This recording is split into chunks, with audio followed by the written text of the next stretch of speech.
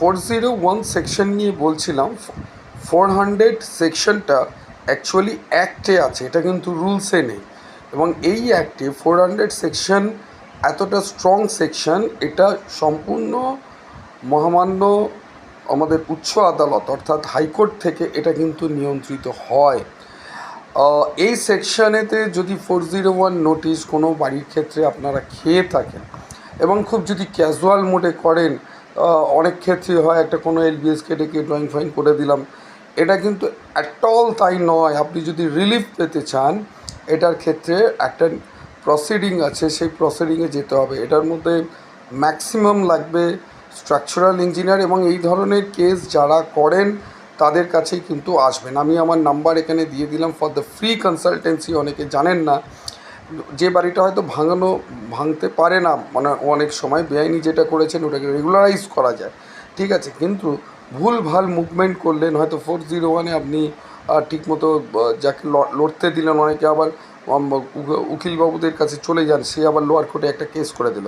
মনে রাখবেন 400 সেকশন একমাত্র হাইকোর্ট ছাড়া এটাকে স্টে অর্ডার নেওয়াও যায় না, এবং হাইকোর্টের নির্দেশেই পুরো কাজটা করা যায়।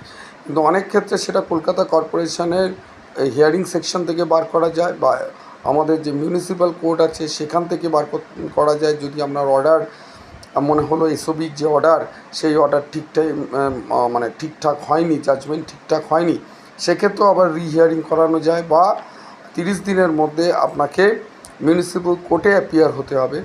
মিউনিসিপ্যাল কোর্টে ফাইট করে তারপর আপনাকে যদি মনে হলো সেখানেও অর্ডার ঠিক হয়নি, তখন আপনাকে যেতে হবে হাইকোর্ট। কিছু কিছু ক্ষেত্রে ভাঙার অর্ডার হয়ে যায়, সেই ক্ষেত্রে স্টে অর্ডার নিতে গেলে সেটা হাইকোর্টই একমাত্র স্টে অর্ডার দিতে পারবে। তো 400 সেকশনে যখন আপনার কেস হবে, এটা মাথায় রাখবেন যে চট করে আপনি যাবেন না। ভালো এলবিএস যাদের কাছে ফুল সাপোর্ট থাকে, স্ট্রাকচারাল ইঞ্জিনিয়ার খুব স্ট্রং হতে হবে।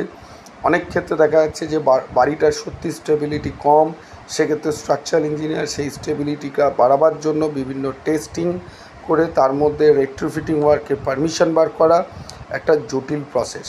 তাই 401 সেকশন প্রথমেই বলবো যে বেআইনি করবেন না, আর যদি করেও ফেলেন কারোর প্ররোচনায়, তো সেটাকে 401 অনেকে নিয়ে কাউন্সিলরের কাছে দৌড়চ্ছেন, অনেকে নিয়ে উকিলের কাছে দৌড়াচ্ছেন, একদম নয়। আপনারা যারা 401-এর স্পেশালিস্ট, যে সমস্ত এলবিএস, শুধু এলবিএস থাকলে হবে না, স্ট্রাকচার থাকতে হবে, তার ফার্মে ভালো লয়ার থাকতে হবে, তবেই কিন্তু আপনি 401 থেকে রক্ষা পাবেন।